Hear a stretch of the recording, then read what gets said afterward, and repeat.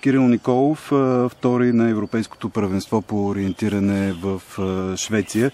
Господин Николов, Диана Кабел ТВ с помощта на Optinet от Ямбол са първите медии в България, освен социалните мрежи в интернет, които отразяват вашия успех. Чувствате ли се обиден на останалите, въпреки че успеха ви е колосален за България? Не мога да кажа, че се чувствам обиден. Просто е нормално, при положение, че тази седмица имаше финал на българския шампионат по футбол и нормално вниманието на журналистите да е привлечено от това събитие.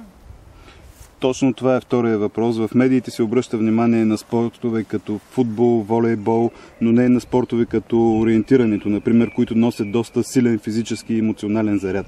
Смятате ли, че сте по-лош атлет от някой от футболисти от тази група, например? Защото аз мисля обратното. Не смятам, че съм по-лош атлет от който да е бил български футболист. Но все пак е нормално. Футбол е световен спорт, който го гледат милиони зрители. В България ориентирането е доста слабо популярно.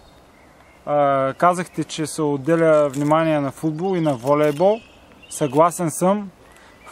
Вместо футбола, волейбола да стане национален спорт, защото националният ни отбор по волейбол доста повече ни радва, отколкото футболният национален отбор. А защо ориентирането в България според вас не е толкова популярно? Ориентирането е най-популярно в добре развитите страни от към гледна точка на хората са независими финансово. Не е ефтин спорт да го практикуваш, семейен спорт е и смятам, че може би главното всъщност е, че не е олимпийски. Това е, може би, нещо, поради което ориентирането страда най-много за липса на популярност.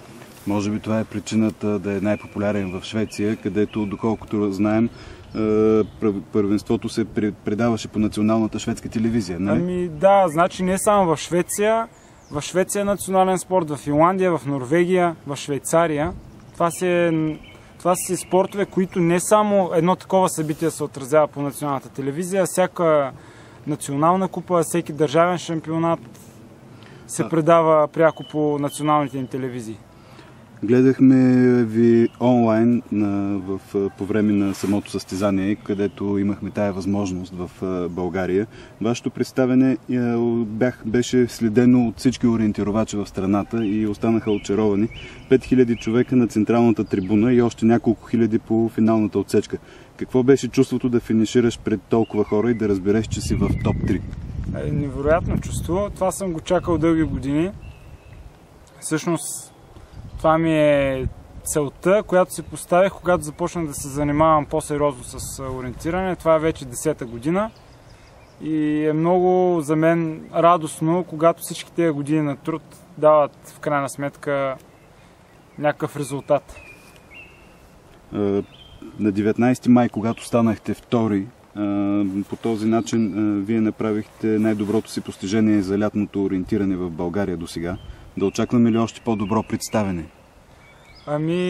Да, моите планове тази година бяха свързани главно с световното първенство, което е след месец и половина в Швейцария.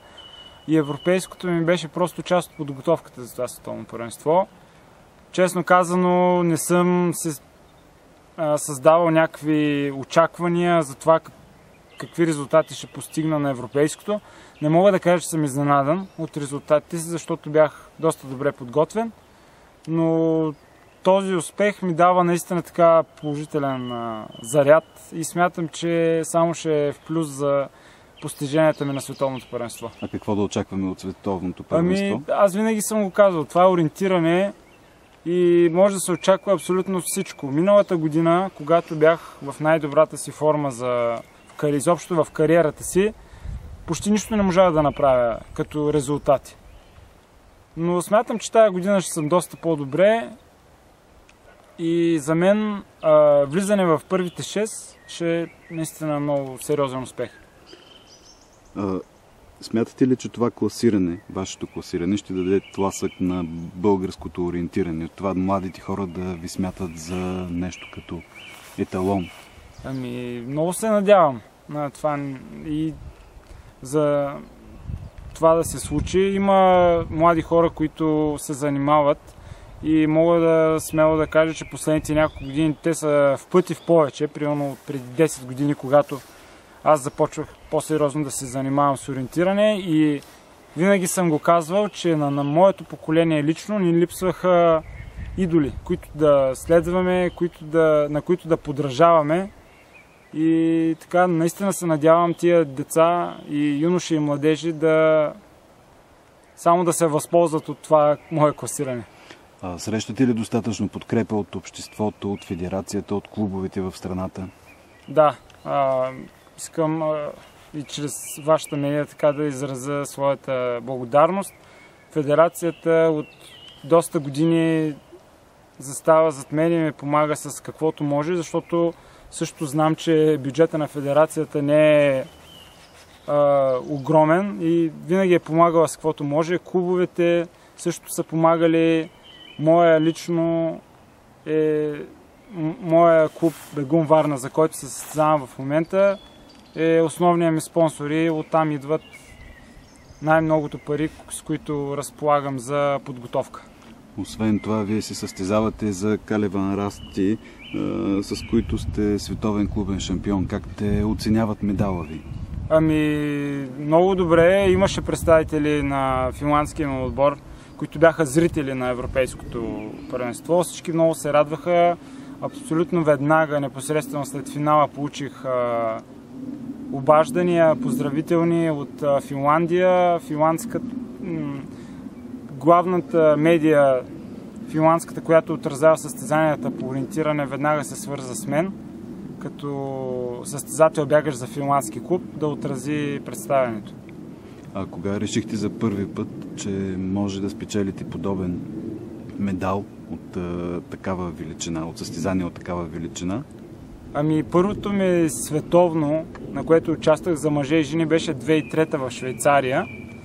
И тогава изненадващо за много хора се класирах 12 на спринта и 15 на дългата дистанция. И тогава разбрах за себе си, че с още повече труд, тренировки и отдаденост мога да спечеля медал от такъв форум. И в крайна сметка медал е на лице и всички тия години на чакане си струваха. А как ви оценяват в чужбина? Много добре.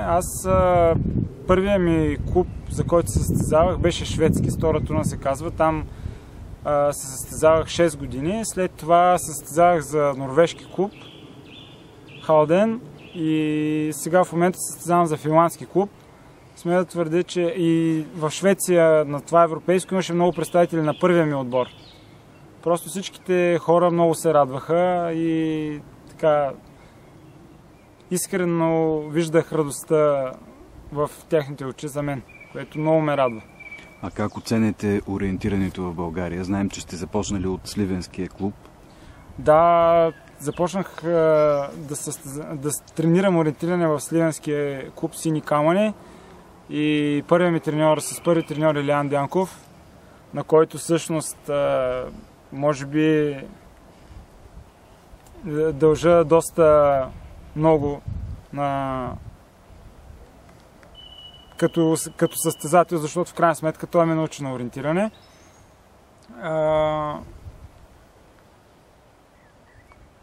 И как изглеждат ямболските състезатели сега, днес? Мисля, че ако съпоставя себе си на техните години, тогава и тях в момента, смятам, че са няколко крачки пред мен, защото имат от какво да се учат и това е много важно. И ако бъдат упорити, имат търпението и смелостта да преследват цели и мечти, ако естествено имат такива, смятам, че не е невъзможно. Благодарим.